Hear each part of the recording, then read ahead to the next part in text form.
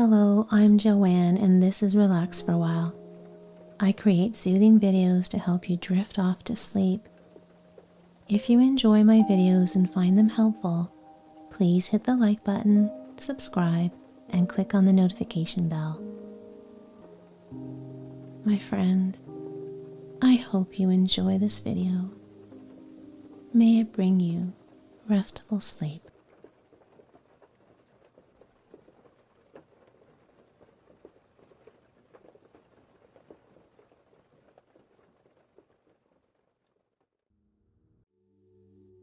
Tonight's storytelling will be the continuation of chapters 18 to 20 from the book The Wizard of Oz. I invite you now to settle in as your mind and body begin to wind down and relax, softly landing into that perfect sleep position where your body feels most at ease, aware of that surface below supporting you, as you allow these words to gently guide you to a place of comfort. And so, as always, my friend, take a full, comfortable breath. And as you exhale, relax and let go. Allow any tension to just melt away, letting your head sink deeper and deeper down into the softness of your pillow. There is nothing left to do and nowhere else to be. So just lay back, relax, and enjoy the story.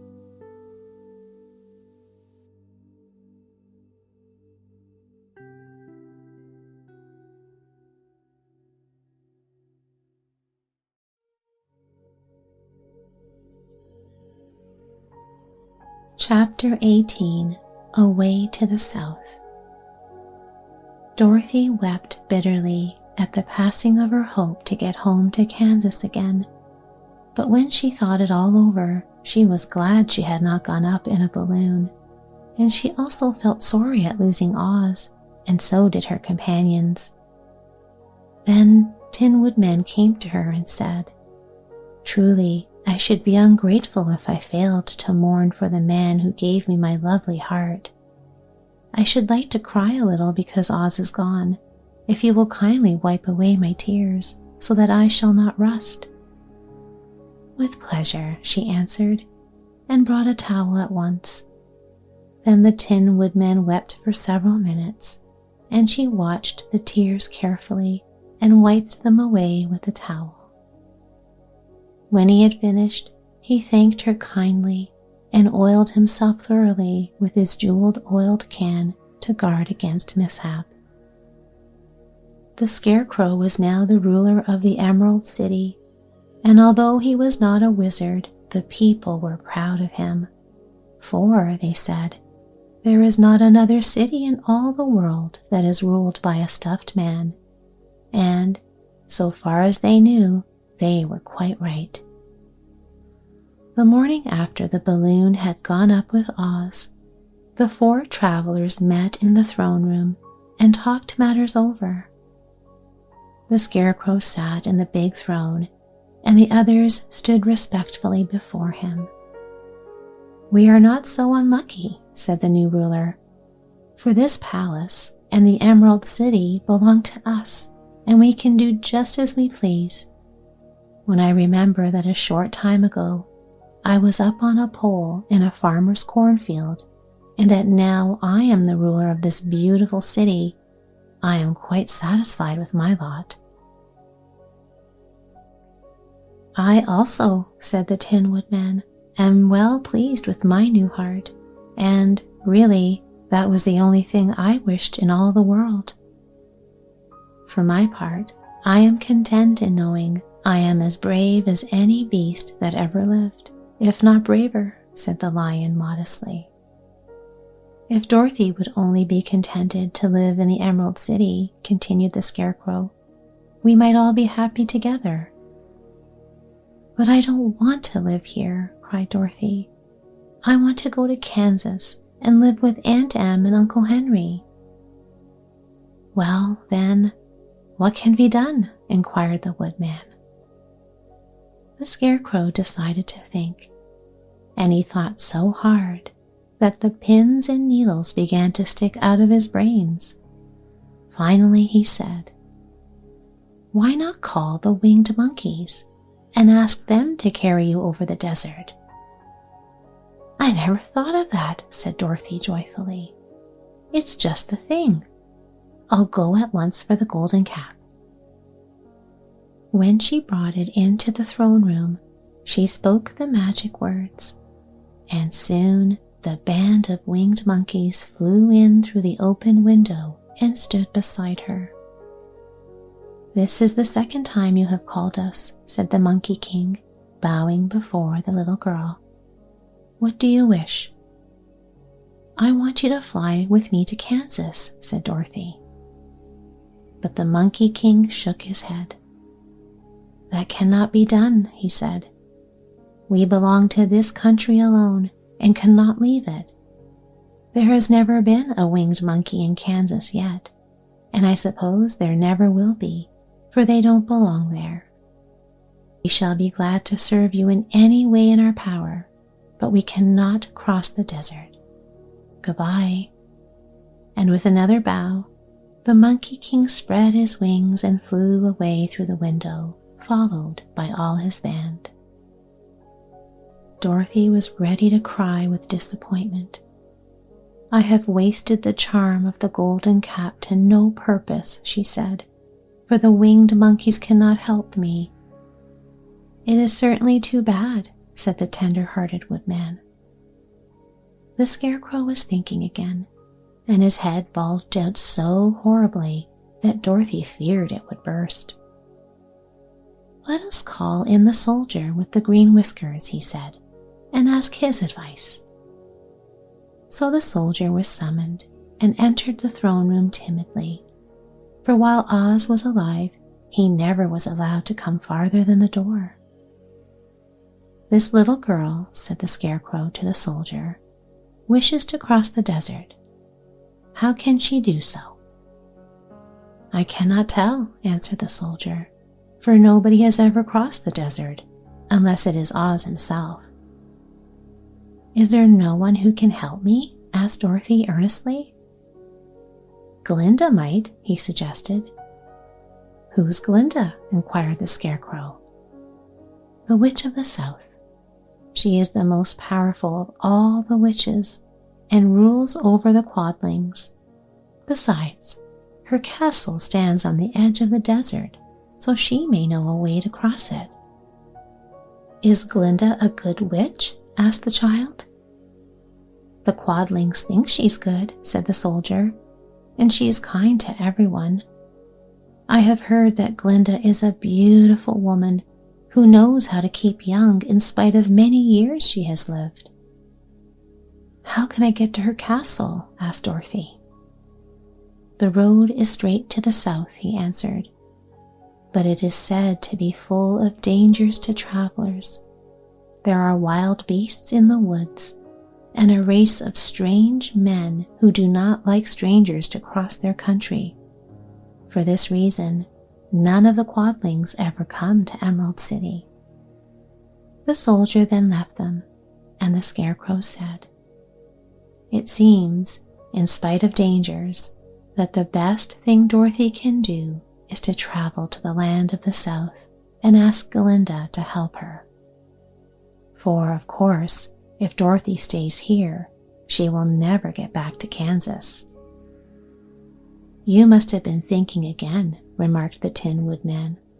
I have, said the Scarecrow. I shall go with Dorothy, declared the Lion, for I am tired of your city and long for the woods and the country again. I am really a wild beast, you know. Besides, Dorothy will need someone to protect her."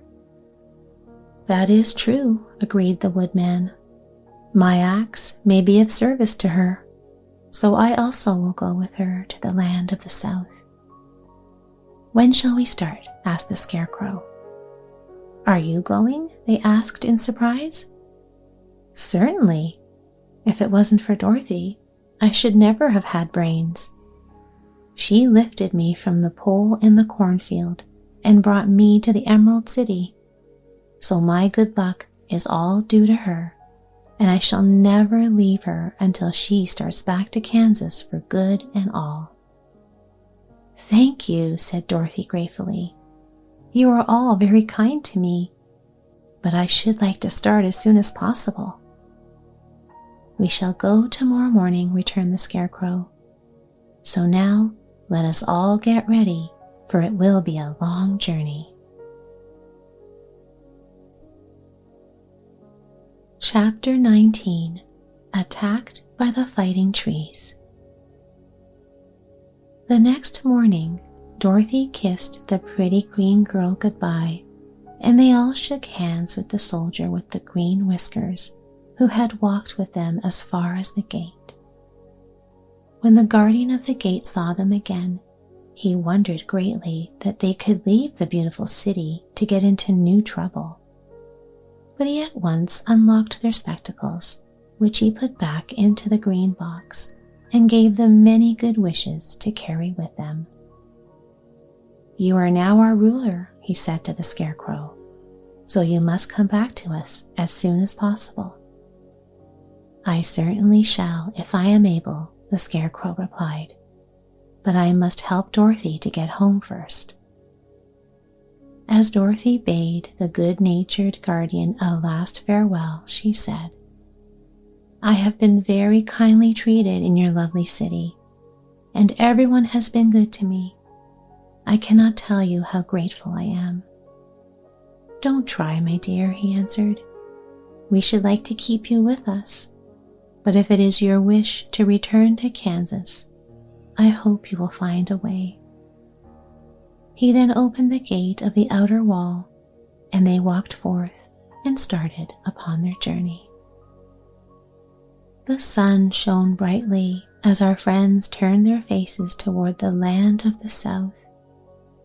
They were all in the best of spirits and laughed and chatted together. Dorothy was once more filled with the hope of getting home, and the Scarecrow and the Tin Woodman were glad to be of use to her.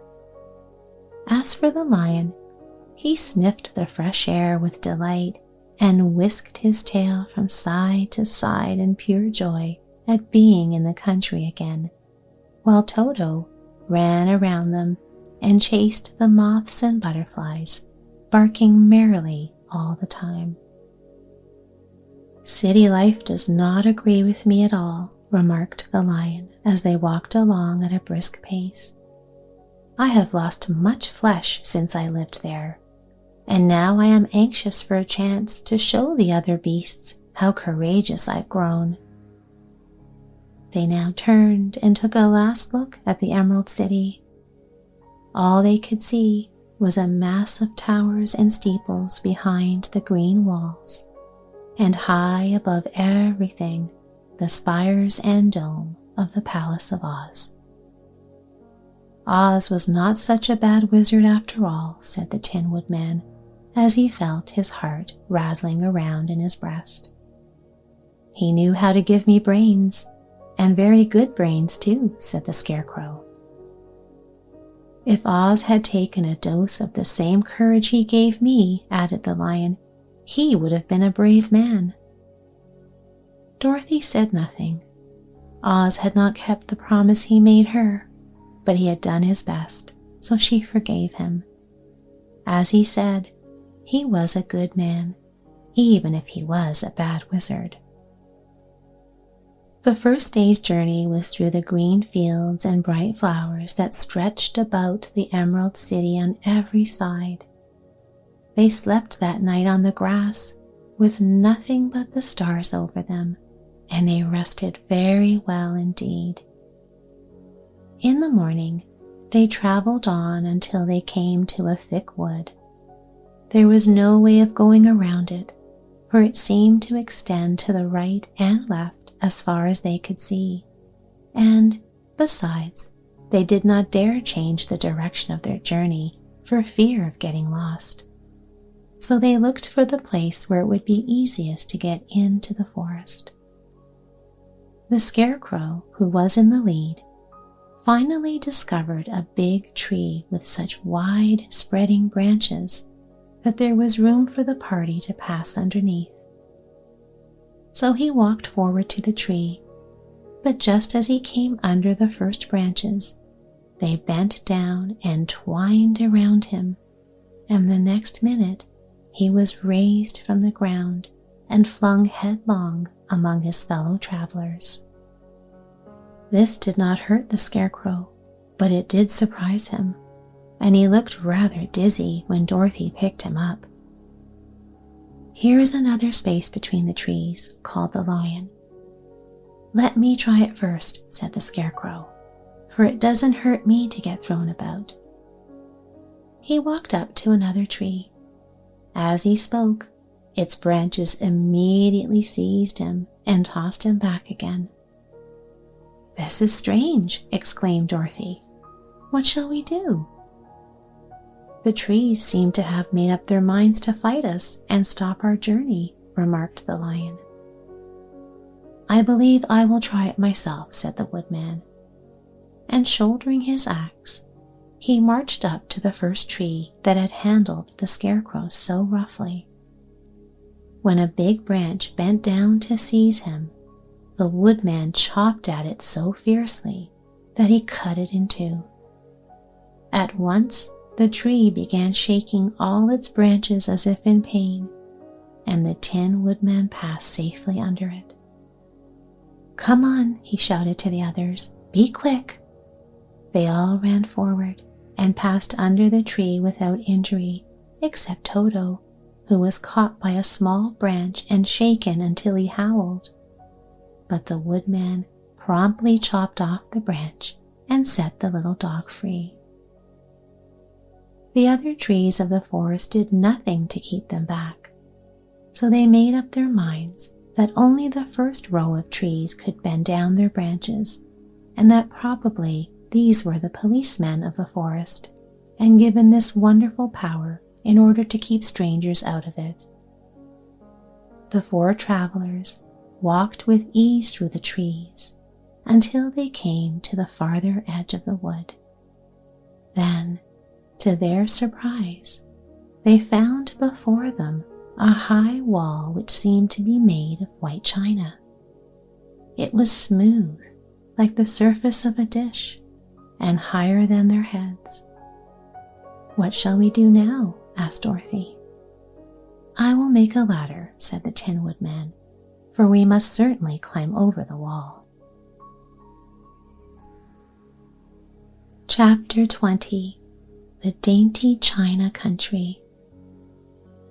While the Woodman was making a ladder from wood which he found in the forest, Dorothy lay down and slept, for she was tired by the long walk. The Lion also curled himself up to sleep, and Toto lay beside him. The Scarecrow watched the Woodman while he worked and said to him, "I can't think why this wall is here, nor what it is made of." "Rest your brains and do not worry about the wall," replied the Woodman. "When we have climbed over it, we shall know what is on the other side." After a time, the ladder was finished. It looked clumsy, but the Tin Woodman was sure it was strong and would answer their purpose. The Scarecrow waked Dorothy and the Lion and Toto and told them that the ladder was ready. The Scarecrow climbed up the ladder first, but he was so awkward that Dorothy had to follow close behind and keep him from falling off. When he got his head over the top of the wall, the Scarecrow said, "Oh my!" "Go on," exclaimed Dorothy. So the Scarecrow climbed farther up and sat down on the top of the wall, and Dorothy put her head over and cried, "Oh my!" just as the Scarecrow had done. Then Toto came up and immediately began to bark, but Dorothy made him be still. The Lion climbed the ladder next, and the Tin Woodman came last, but both of them cried, "Oh my!" as soon as they looked over the wall. When they were all sitting in a row on the top of the wall, they looked down and saw a strange sight. Before them was a great stretch of country having a floor as smooth and shining and white as the bottom of a big platter. Scattered around were many houses made entirely of china and painted in the brightest colors.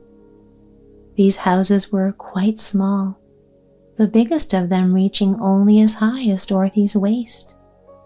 There were also pretty little barns with china fences around them, and many cows and sheep and horses and pigs and chickens, all made of china, were standing about in groups. But the strangest of all were the people who lived in this strange country. There were milkmaids and shepherdesses with brightly colored bodices and golden spots all over their gowns, and princesses with most gorgeous frocks of silver and gold and purple, and shepherds dressed in knee breeches with pink and yellow and blue stripes down them and golden buckles on their shoes, and princes with jeweled crowns upon their heads, wearing robes and satin doublets, and funny clouds in ruffled gowns with round red spots upon their cheeks and tall pointed caps.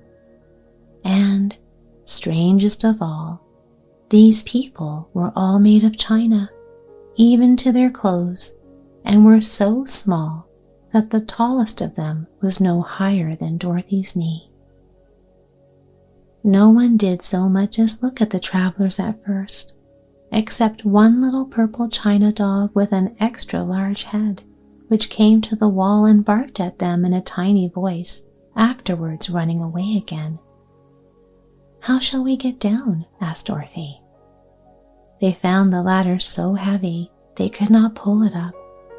So the Scarecrow fell off the wall, and the others jumped down upon him so that the hard floor would not hurt their feet.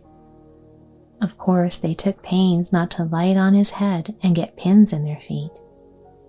When all were safely down, they picked up the Scarecrow, whose body was quite flattened out, and patted his straw into shape again. "We must cross this strange place in order to get to the other side," said Dorothy, "for it would be unwise for us to go any other way except due south." They began walking through the country of the China people, and the first thing they came to was a China milkmaid milking a China cow.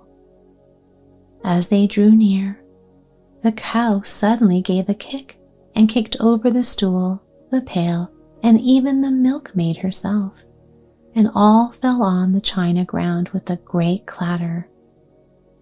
Dorothy was shocked to see the cow had broken her leg off, and that the pail was lying in several small pieces, while the poor milkmaid had a nick in her left elbow. "There," cried the milkmaid angrily, "see what you have done? My cow has broken her leg, and I must take her to the mender's shop and have it glued on again. What do you mean by coming here and frightening my cow?" "I'm very sorry," returned Dorothy. "Please forgive us." But the pretty milkmaid was much too vexed to make any answer. She picked up the leg sulkily and led her cow away, the poor animal limping on 3 legs. As she left them, the milkmaid cast many reproachful glances over her shoulder at the clumsy strangers, holding her nicked elbow close to her side. Dorothy was quite grieved at this mishap. "We must be very careful here," said the kind-hearted woodman, or we may hurt these pretty little people so they will never get over it." A little farther on, Dorothy met a most beautifully dressed young princess who stopped short as she saw the strangers and started to run away. Dorothy wanted to see more of the princess, so she ran after her. But the China girl cried out, "Don't chase me! Don't chase me!"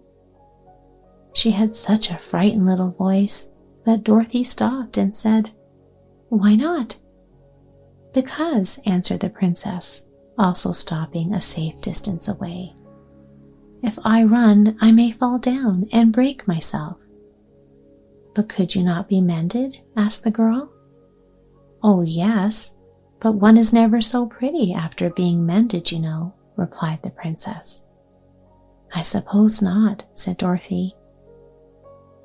"Now there is Mr. Joker, one of our clowns," continued the China lady, "who is always trying to stand upon his head. He has broken himself so often that he is mended in 100 places and doesn't look at all pretty.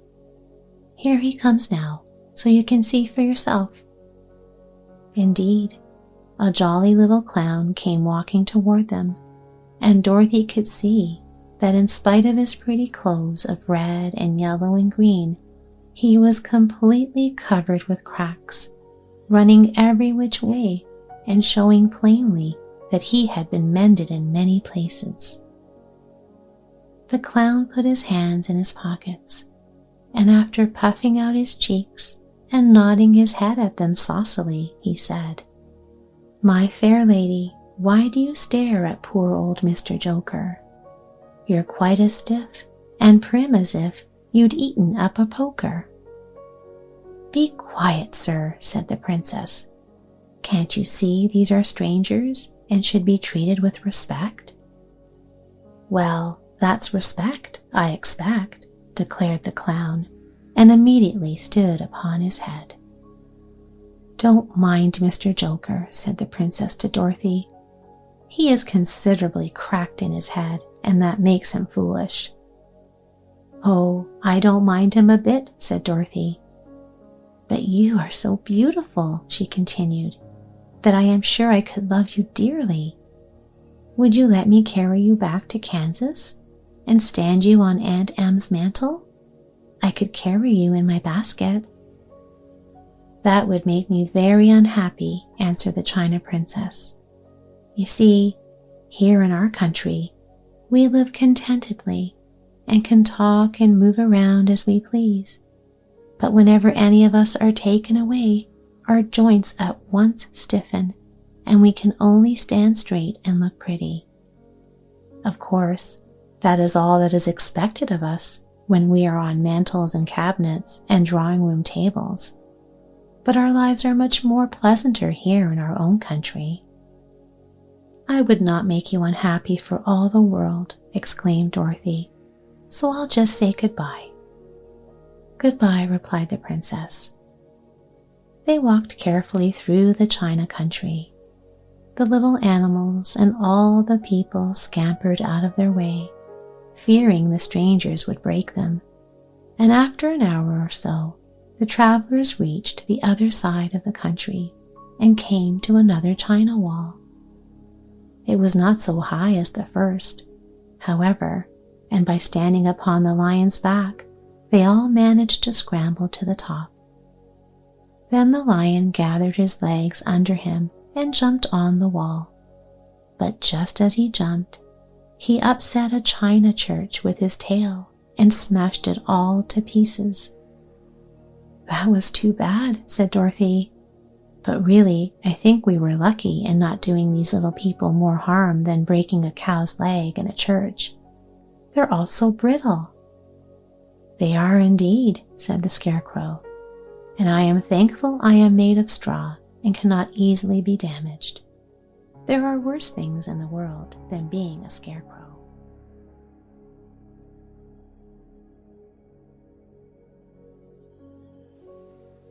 And as the story now comes to an end, your journey towards restful sleep now begins. and you can enjoy this moment of peace and calm before drifting off into the realm of dreams. And just resting here now while enjoying this pleasant feeling of sleepy relaxation. Let it wrap around you like a cozy blanket, and it feels so good to let go